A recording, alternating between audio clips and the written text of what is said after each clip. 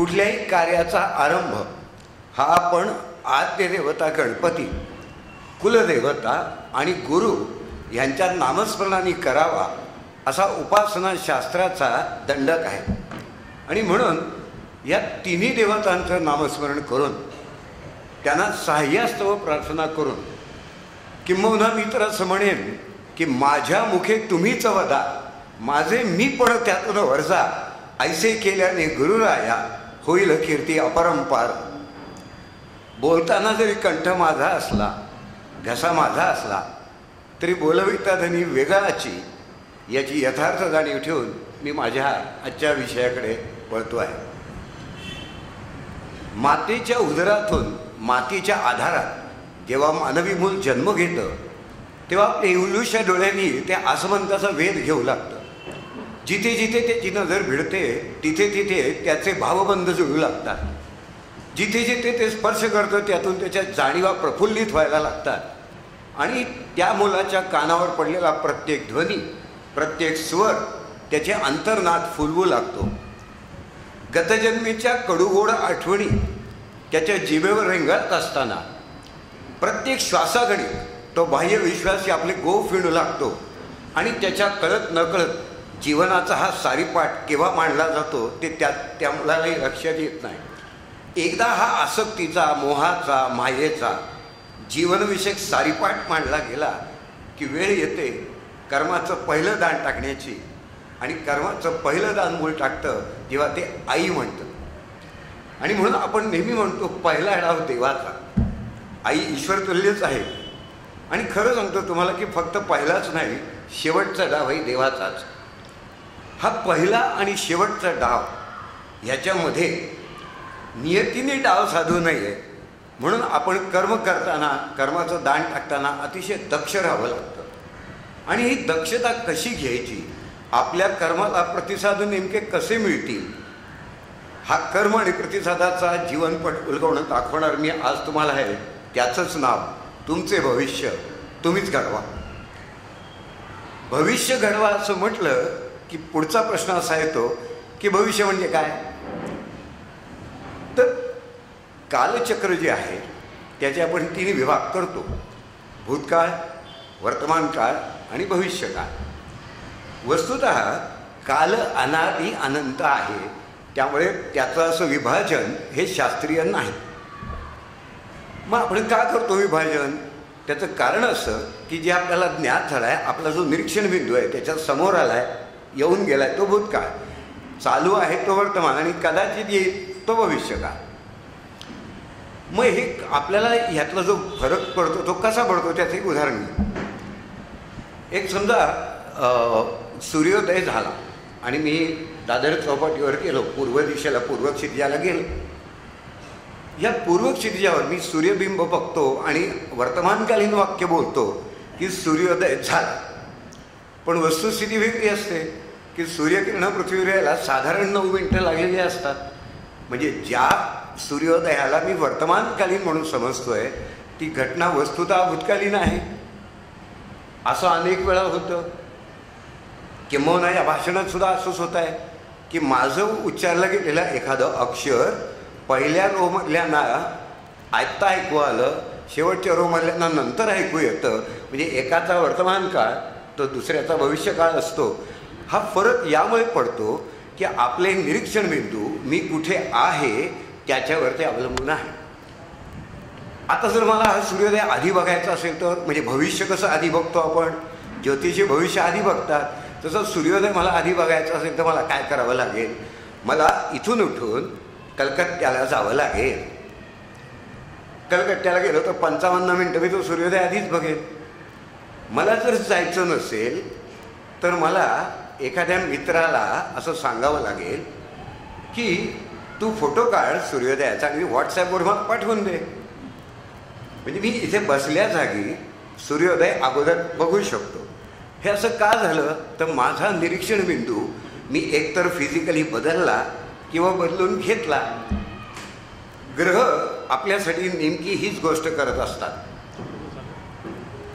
एक क्रिकेटच्या मॅचचं उदाहरण घेऊ म्हणजे तुम्हाला समजेल की ग्रह आपल्यासाठी काय करतात. क्रिकेटची मॅच चालू असते तेव्हा एखादी घटना घडते, रनआउट, स्टंपिंग अशी घटना घडते. समोर जो अंपायर आहे प्रत्यक्षात, त्या अंपायरला काही वेळा गोंधळ उडतो की काय झालं आहे. असा गोंधळ उडाला की तो अशी खूण करतो थर्ड अंपायर. थर्ड अंपायर काय करतो की वेगवेगळ्या कॅमेऱ्यातनं घेतलेल्या इमेजेस, वेगवेगळ्या अँगलने घेतलेल्या, म्हणजेच वेगवेगळ्या ह्याच्या निरीक्षण बिंदूतून घेतलेल्या इमेजेस बघतो, संपूर्ण स्टडी करतो आणि एक फायनल कन्क्ल्युजन काढतो. म्हणजे ग्राउंडवर जो आहे त्याच्यापेक्षा जास्त चांगलं काम कोण करतं? Third umpire. का करतो? तर त्याचा निरीक्षण बिंदू 1 नसून त्याचे निरीक्षण बिंदू 6 आहेत. ते त्याला बदलून मिळतात एका जागी बसून. ग्राउंडच्या भोवती जे कॅमेरे सेट केले ते कॅमेरे वेगवेगळ्या अँगलनी ती गोष्ट पकडतात आणि तुम्हाला दाखवतात. मग हे जर साधं क्रिकेटच्या ग्राउंडमध्ये 6 कॅमेरे एवढी करामत करत असतील तर सूर्याभोवती सतत परिभ्रमण करणारे 12 ग्रह किती करामत करतील याची तुम्ही कल्पना केलेली बरी. आणखीन एक चांगला फायदा ग्रहांचा असा आहे की इतर 6 कॅमेरे ग्राउंडवरती एका जागी फिक्स असतात. या ग्रहांचं तसं पण नाही, ते क्षणोक्षणी आपले निरीक्षण बिंदू बदलत असतात. आणि म्हणून या ग्रहांच्या माध्यमातून जसं मी मित्राला सांगितलं की फोटो काढून मला व्हॉट्सॲपवर पाठव, तसं मी ग्रहाला सांगितलं की घटनेचा एखादा पैलू पकड आणि मला कळव, तर मला तो कळला पाहिजे. आणि तसा मला कळू लागला की लोक मला ज्योतिषी म्हणतात. असं ज्योतिषाचं कामाचं स्वरूप आहे. आता प्रश्न असा येतो की ह्याच्यामध्ये घटना ज्या घडतात त्याचं विवरण करता येतं. विशिष्ट ग्रहाला विशिष्ट गोष्ट सांगता येते असं ज्योतिष मानतं. काय होतं की समजा तुम्हाला क्रिकेटच्या मॅचमध्ये असं ठरवायचं आहे की हा बॉलर बॉलिंग थ्रो टाकतो का. तुम्हाला माहिती आहे लसित मलिंग त्याच्या वेळेला तो डाऊट असायचा, तो काय टाकतो, ॲक्शन कशी आहे. मग थ्रो ॲक्शन ओळखायची कशी, तर बॉलिंग टाकताना जो मागच्या साईडला कॅमेरा बॉलरच्या तो मला बरोबर रिस्ट अँगल दाखवतो. मग मी म्हणतो बाकीचे कॅमेरे सोडून द्या, त्या कॅमेऱ्याला महत्त्व आहे. ते काय आहे? त्या कॅमेऱ्याची विशिष्ट पोझिशन. तसंच या ग्रहांची सूर्यमालेमध्ये फिरण्याची ऑर्बिटल मुवमेंटची एक स्वतःची पोझिशन असते. टोटल सगळे ग्रह धरले तर 23.5 अंशाच्या रेंजमध्ये ते ग्रह असे खालीवर असे फिरत असतात. टोटल रेंज 23.5 अंश आहे, पण त्याची पोझिशनिंग असं ऑर्बिटल पोझिशनिंग असतं. त्या पोझिशनिंगमुळे विशिष्ट ग्रह विशिष्ट गोष्ट लवकर सांगतात. म्हणजे उदाहरणार्थ गुरु लग्नाबद्दल, संततीबद्दल, विद्येबद्दल, विद्वत्तेबद्दल गुरु चांगली माहिती देतो. शनी विलंबाबद्दल माहिती देतो, शुक्र प्रणयाबद्दल माहिती देतो. एखादा माणूस अस्खलित बोलेल का, चटपटीत बोलेल का, विनोदी बोलेल का, ह्याची माहिती बुध ग्रह देतो. हे वेगवेगळ्या ऑर्बिटल पोझिशन्सचे कॅमेरे आहेत आणि म्हणून आपल्याला ही माहिती मिळते. याचा अभ्यास केला जातो ज्योतिषात, त्याला म्हणायचं ग्रहांचं कारकत्व. त्यामुळे मला हेही कळलं की मला आयुष्याची कुठली घटना कुठल्या ग्रहाकडे चौकशी करायची ते कळलं मला. एवढा भाग झाला. आता हे ग्रह ज्या स्थानांमधनं फिरत असतात, भावांमधनं, ते भाव इथे मी दाखवलेले आहेत. 12 ग्रह असतात. ही 12 ग्रह म्हणजे स्पेस, अवकाश आहे. हे अवकाश आहे, ह्याचे स्वतःचे काही गुण असतात आणि ते गुण आम्ही पत्रिकेमध्ये अभ्यासतो की पंचमावर्ण संतती बघायची, षष्ठावर्ण रोग बघायचे. पण हे खरं आहे का की अवकाशाच्या विशिष्ट विभागाला काही गुण ॲट्रिब्यूट होतात? हे खरं आहे का? फिजिक्स पॉईंट ऑफ व्ह्यू बोलतोय मी. तर हे खरं आहे, कारण भविष्यकालीन घटना कशा घडतात त्याचं एक उदाहरण देतो म्हणजे समजेल तुम्हाला. समजा एखाद्या माणसाने केळं खाल्लं आणि साल रस्त्यावर टाकलं तर काय होईल घटना? त्या क्षणापासून त्या अवकाशाच्या त्या स्पॉटला कुणीतरी पडणार इथे, अशी प्रवृत्ती सुरू होईल. कुणीतरी पडणार इथे. कोण पडेल? आता त्या केळीच्या सालाला मिस्टर एला मिस्टर बीला पाडण्यामध्ये काही स्वारस्य नाही. केळ्याचा गुळगुळीतपणा हा स्वतंत्र घटक आहे. दुपारचं ऊन पडलं आहे त्या उन्हाचा कडकपणा हा स्वतंत्र घटक आहे. हे 2 घटक जर मिक्स झाले दुपारच्या वेळात तर केळीचं साल सुकून जाईल आणि माणसाला पाडण्याची क्षमता त्याची कमी होईल. बरोबर. एखादा जाणकार माणूस तिथे उभा आहे, हा पण एक वेगळा घटक आहे. तो तुम्हाला सावध करेल किंवा जरा खाली बघून चाला, तिथे केळीचं साल पडलं आहे, तुम्ही पडा. हा जो बाजूला उभा माणूस आहे ना, तो ज्योतिषी आहे. तो तुम्हाला सावध करतो की अवकाशामध्ये ज्या बिंदूकडून तुम्ही जात आहात तिथे या प्रवृत्ती आहेत. तुम्ही वेंधळेपणा दाखवलात, बेसावधपणा दाखवलात तर त्या प्रवृत्तीचं आवृत्तीमध्ये रूपांतर होईल, असं त्याचं तुम्हाला सल्ला असतो. याचा अर्थ असा की घटना घडतात तेव्हा पूर्ण घटना आधी घडलेली नसते.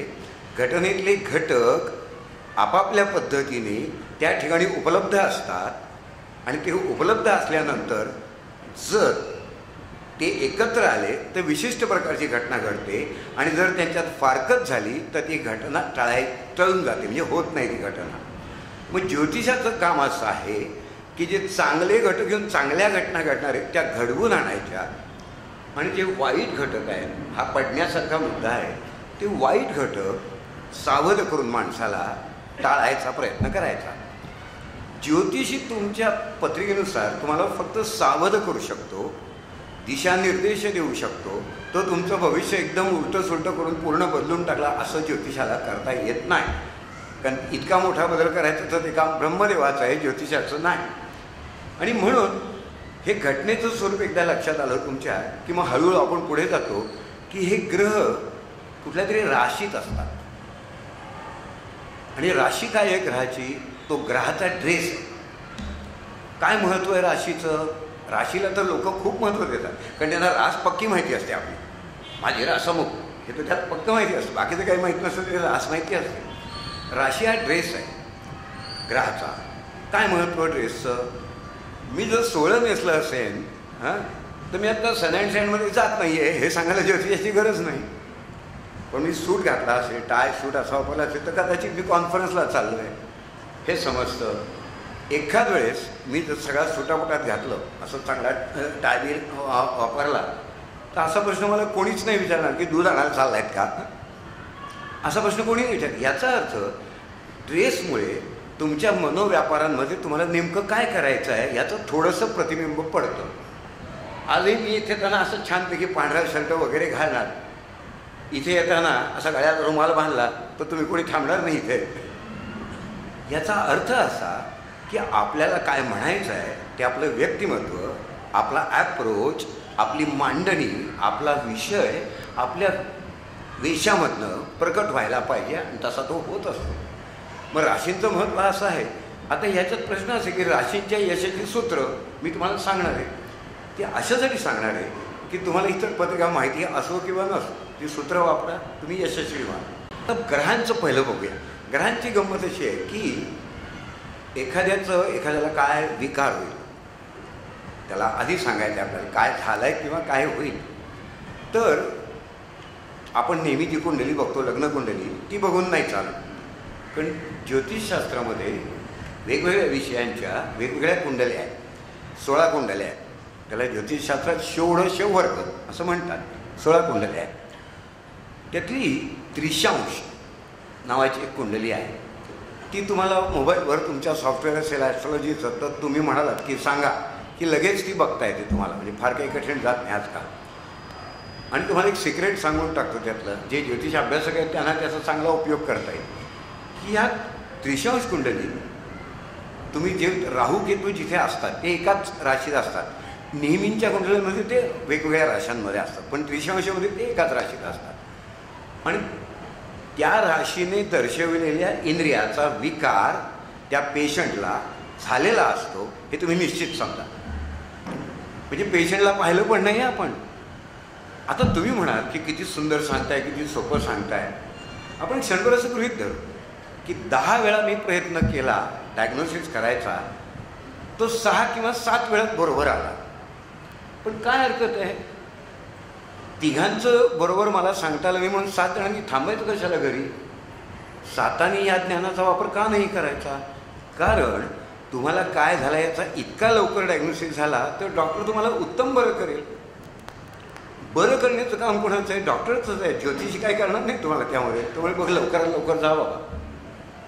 असं करता येतं, हे डेमॉन्स्ट्रेट करता येतं, कारण हे शास्त्र, ह्याची प्रचिती हा शास्त्राचा आत्मा आहे.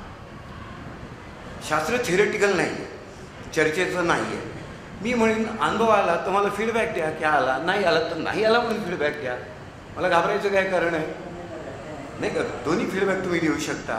याचा अर्थ असा की प्रचिती हा याचा आत्मा आहे. मग इतकं उपयुक्त शास्त्र आहे की जे तुम्हाला असं स्वच्छ शब्दात सांगताय की प्रचिती घ्या आणि आली तर हो म्हणा, नाही आली तर नाही म्हणा. मग याकडे दुर्लक्ष का करायचं, हा एक मुद्दा आहे. प्रत्येक बाबतीत असं करता येतं. जसं आरोग्याचं निदान करता येतं, संभाव्यता ह्याला कुठल्या वर्षी काय होईल असं सांगता येतं. तर ती ग्रहस्थिती आम्ही त्याला महादशा म्हणतो. महादशांमध्ये रोगस्थानीचा ग्रह अमुक राशीतला तमक्या वर्षी येतोय, तुला अल्सर होणार, किती वर्ष आधी सांगता येईल? जवळजवळ 25 वर्ष आधी. 25 वर्ष आधी. मग त्या माणसाने काय करायचं? प्रिकॉशन्स घ्यायच्या, तिखट कमी खायचं. ज्योतिषी काही नाही करणार बाकीचं. याचा अर्थ असा होतो की तुम्हाला हे जे काही सजेशन्स दिली जातात ही तुमच्यासाठी असतात. तुम्हालाच कर्म करायचं आहे आणि तुमच्याच कर्माचा प्रतिसाद तुम्हाला मिळणार आहे. असं नाही होणार की दुसरा कर्म तुम्हालाच करायचं आहे, मेहनत तुम्हालाच घ्यायची, डोकं तुम्हालाच लढवायचं आहे. ज्योतिषाचा थोडा सल्ला द्या. आरोग्यामध्ये एक आणखीन गोष्ट करता येते ती अशी की तुम्हाला आजार झाला खूप दीर्घकालीन, म्हणजे क्रॉनिक काही जर त्रास असेल तर तुम्हाला काही वेळा असं वाटतं की मी कुठे जाऊ, ॲलोपॅथीवाल्याकडे जाऊ, होमिओपॅथी, युनानी का आयुर्वेद. पत्रिकेमध्ये हे ग्रह आहे. आता रवीसारखा ग्रह असेल, मंगळासारखा असेल तर 100% ॲलोपॅथी. त्या रोगाशी संबंधित ते जेव्हा प्रश्नकुंडली मांडतो, मंगळ रवी डॉमिनेट करत असतील तर ॲलोपॅथी. गुरुसारखा ग्रह असेल तर होमिओपॅथी. चंद्र, शनी असे ग्रह असतील तर आयुर्वेद. याचा अर्थ असा की किमान ज्योतिषाने तुम्हाला योग्य दिशेला तर पाठवलं की तुम्ही ह्या मेथडनी जास्त चांगले बरे व्हा, हे तर झालं. आता दुसरं त्यात असं पण होतं काही वेळा की ती मेथड सांगितल्यानंतर ते ग्रह तुम्हाला डॉक्टरच्या नावाचं पहिलं अक्षर पण सांगतात. फार गमतीचा भाग आहे नाही की डॉक्टरच्या नावाचं पहिलं अक्षर की तुला ना ह्या अक्षराचा डॉक्टर जास्त योग्य आहे. आणि गंमत बघा, मी जेव्हा एखादा डॉक्टर निवडतो ना तेव्हा हे फॉलो करतो आजही.